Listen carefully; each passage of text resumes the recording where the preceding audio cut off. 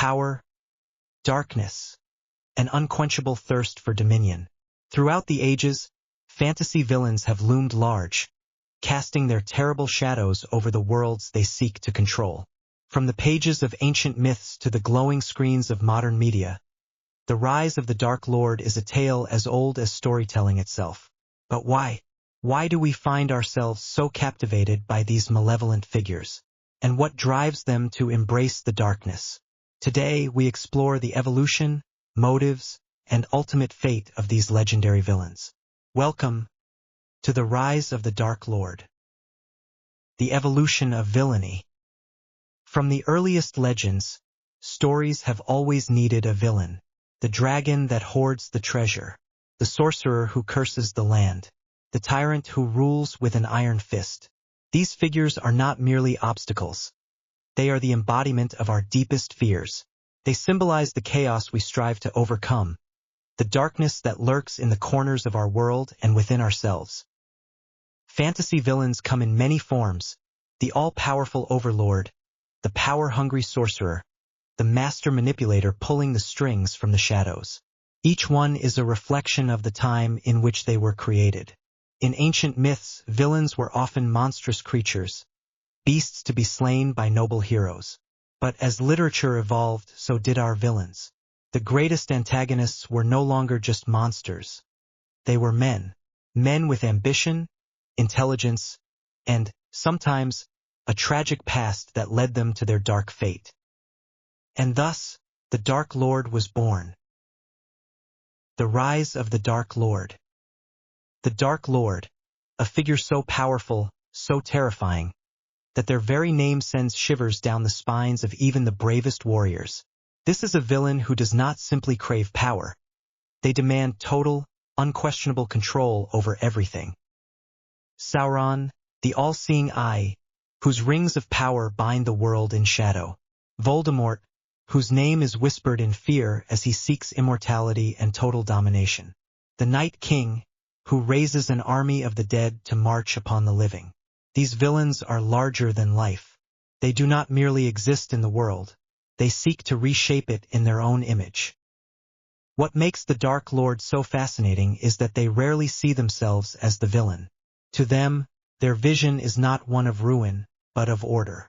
They do not seek destruction for its own sake. They believe in their own twisted form of justice. They see themselves as the savior, the one who must tear down the old world to build something better, even if it means ruling over ashes. Understanding the Dark Lord's motives. But where does this darkness begin?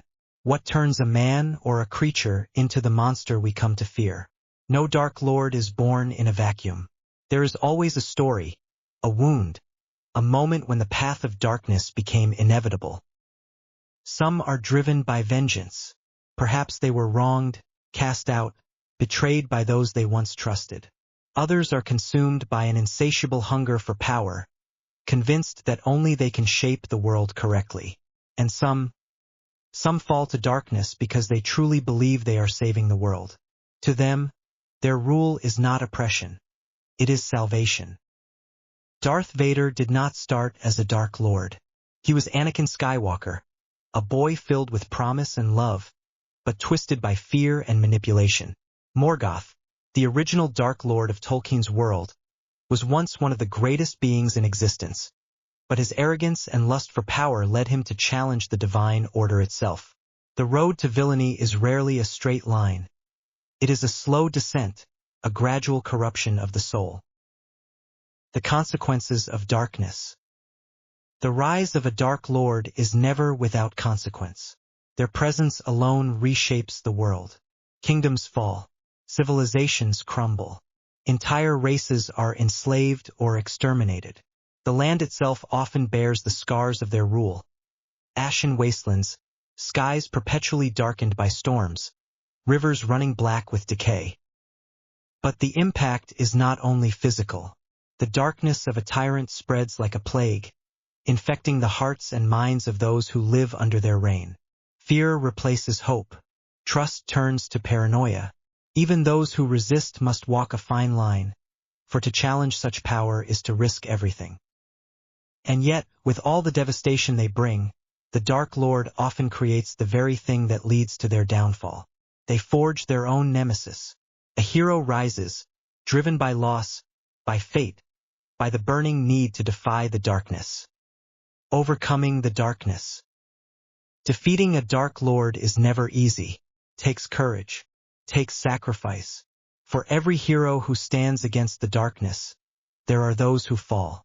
The journey is long and fraught with danger, but it is not just about physical strength. It is about resilience. It is about hope. Sometimes the Dark Lord falls in battle. Sometimes they are undone by their own arrogance. And sometimes they find redemption. For even the darkest souls may still have a glimmer of light within them. And when the Dark Lord is finally defeated, the world does not simply return to what it was. Scars remain. Kingdoms must rebuild. But the lesson lingers, the reminder that darkness can rise again, that vigilance is always needed, and that true strength comes not from power, but from the willingness to stand against it. Conclusion. So why do we love these villains? Why do we fear them, yet find them so compelling? Perhaps because they remind us of the fragility of goodness. Perhaps because they embody the battle within us all, the struggle between ambition and morality, between control and freedom. The Dark Lord is not just a character. They are a warning, a shadow of what we could become if we are not careful. And so the question remains, do we defeat the darkness, or do we let it consume us?